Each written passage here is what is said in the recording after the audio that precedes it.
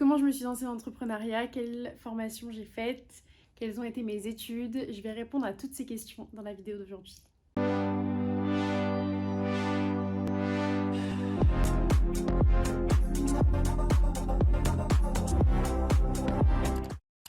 Hola, j'espère que tu vas bien. On se retrouve aujourd'hui dans une petite vidéo face cam. Je me suis tout simplement posée et je me suis dit que j'allais allumer la caméra pour discuter un petit peu de mon parcours, comment je suis arrivée en tant qu'entrepreneur, comment je me suis lancée aussi dans l'entrepreneuriat, comment ça m'est venu, tout ça. Donc on va répondre à tout ça.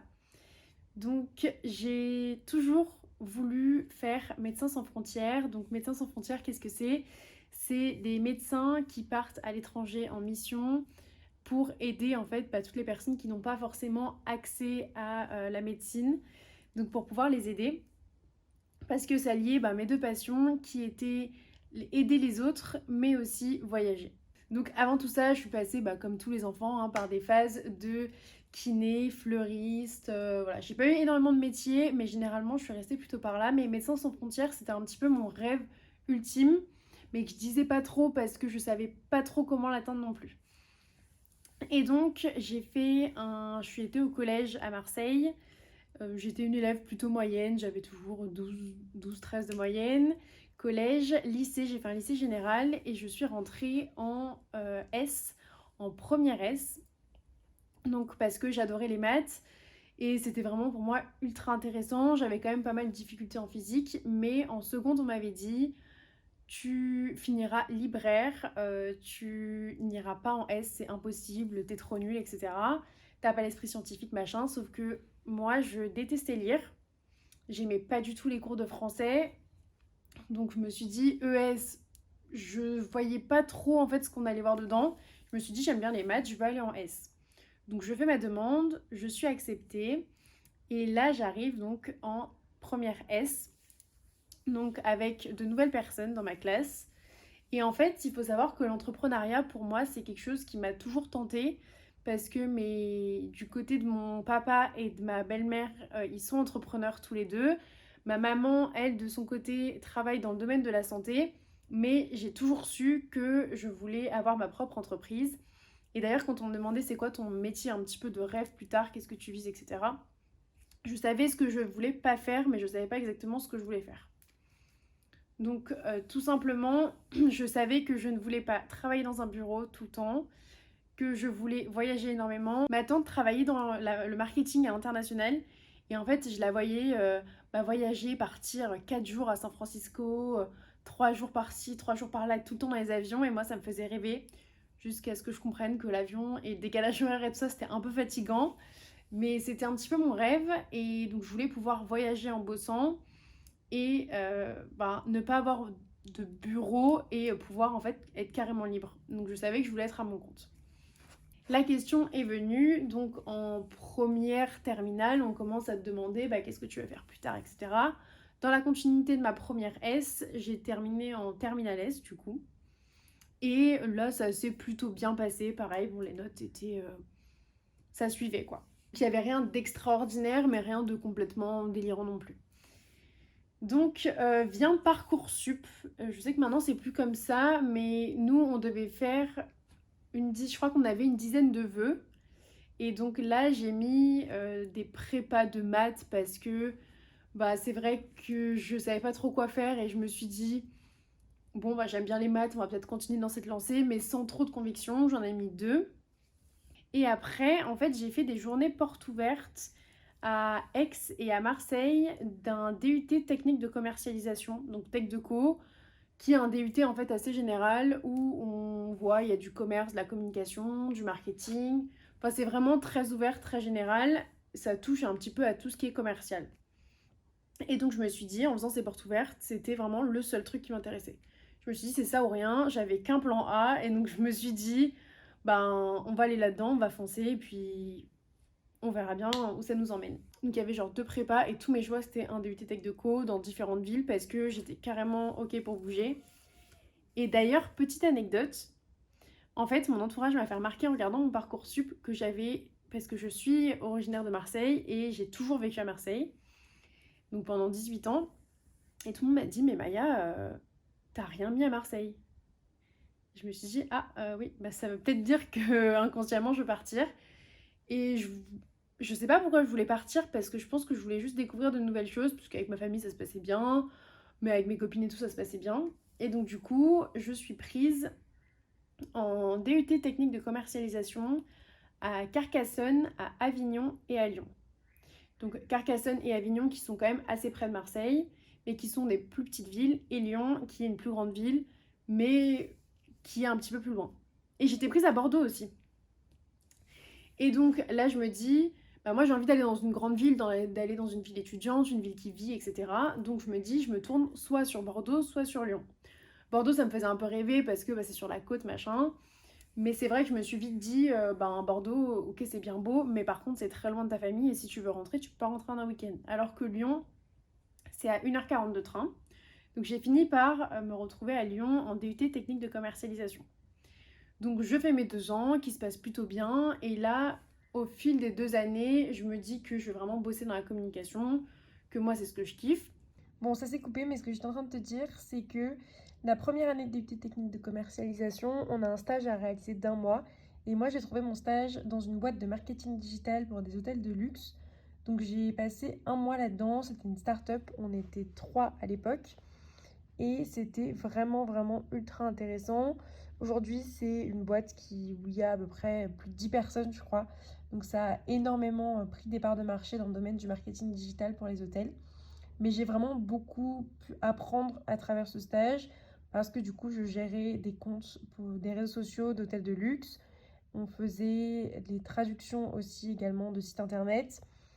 Donc voilà, c'était vraiment, il y avait des pubs Facebook, il y avait les réseaux sociaux à gérer, il y avait les sites internet et c'était vraiment, vraiment ultra intéressant. Et donc pendant ce stage, je gérais tous les réseaux sociaux des hôtels, je gérais un petit peu tout ce qui était stratégie. C'était vraiment pour moi un premier stage et ça m'a vraiment appris sur toute la partie entrepreneuriale, mais aussi la partie digitale et réseaux sociaux. Donc après, on arrive donc en mars, il y a le Covid et là, donc mes parents pendant l'été me proposent de travailler avec eux dans leur boîte. Ils ont une boîte d'immobilier, un concept immobilier qui lie aussi l'homestaging. Et en fait, ils me proposent de faire le community management, de m'occuper des réseaux sociaux de l'entreprise. Donc j'accepte carrément, moi je kiffe faire ça. Et là, ça me forme aussi donc, dans le domaine de l'immobilier, je dois m'informer. Au fur et à mesure, j'écris aussi des articles de blog. Et cette expérience me permet vraiment de développer mon expérience digitale. Et après, donc l'été se passe et j'alterne entre donc community management. Je fais aussi beaucoup de babysitting, ça depuis pas mal de temps, même avant le bac. Et après, donc on arrive en 2e année de DUT. Et donc là, on doit réaliser un stage de 2 ou 3 mois, je crois, je sais plus bien. Et donc en fin d'année, vers avril, juin, un truc comme ça. Et moi, pendant ce temps, en août, je trouve un taf à la Belle-Îloise, donc un job étudiant où je m'occupe, je suis vendeuse, donc je m'occupe vraiment de vendre, d'accompagner le client, etc. Donc ça me fait aussi une nouvelle expérience et là-dessus, je kiffe. Je continue, en fait, donc pendant cette 2e année de DUT, j'avais mes études, donc on avait quand même pas mal de projets de groupe, etc. C'était une année qui était assez lourde. Le community management, la Belle-Îloise, donc en job étudiant, et j'étais aussi... Je faisais du babysitting des week-ends et dès que j'avais des heures dispo. Donc, je décide pour cette 2e année de faire mon stage dans un magazine de mode parce que c'était un sujet qui m'intéressait et qui m'intéresse d'ailleurs toujours. Donc, j'ai écrit pas mal d'articles de blog. Donc, il faut savoir qu'en parallèle, dans mon job de community manager, je faisais de plus en plus de missions et j'avais de plus en plus confiance en mon travail, etc. Parce que ça faisait déjà un bon petit bout de temps que je faisais ça. Donc pendant ces 2-3 mois de stage dans le magazine de mode, donc là j'écris, c'est surtout de la rédaction d'articles, je travaille aussi sur Pinterest qui est hyper bien parce que du coup moi ça me permet de découvrir ce réseau social, la stratégie, comment ça marche, etc. Donc voilà comment j'en suis arrivée un petit peu à toucher à tout. Et donc après ce DUT, moi je voulais pas m'arrêter là, je voulais pas arrêter les études parce que c'était encore trop large pour moi et je savais pas vraiment quoi faire. Mais ce projet entrepreneurial me tâtait de plus en plus. Je ne savais pas exactement dans quoi je voulais me lancer, mais pour l'instant, je me suis dit je peux me lancer en tant que community manager, etc. Donc, en vient cette troisième année. Enfin donc du coup on arrive à peu près au même moment que le stage. Et là, tous mes potes du DUT savaient ce qu'ils faisaient l'année d'après. Est-ce qu'ils allaient en école de commerce, est-ce qu'ils continuaient en école de communication, etc. Moi j'étais un peu là en mode je sais pas trop.